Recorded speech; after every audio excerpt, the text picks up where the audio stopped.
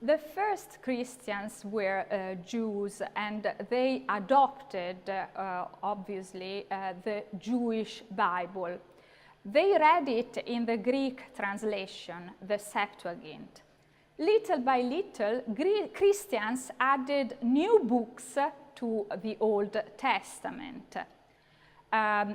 This literature was in part recepted into the New Testament, but it is thanks to papyri from Egypt that we nowadays have a better understanding of a wider panorama of the early Christian literature.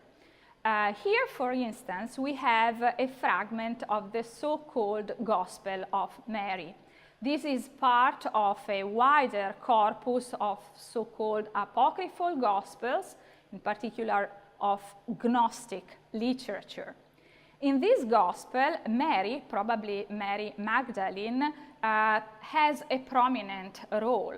The disciples of Jesus are frightened after the death of the Savior, but Mary is reassuring them and gives a long speech in which she reveals the inner knowledge that the Savior gave to her. At the end of this long speech, the disciples are marveled, and Peter is even upset because he could not believe that the Savior reserved such an inner knowledge to a woman. But it is Levi, another of the disciples, who intervenes and actually invites them all to believe what Mary has just revealed and to go out and preach the Gospel of Mary.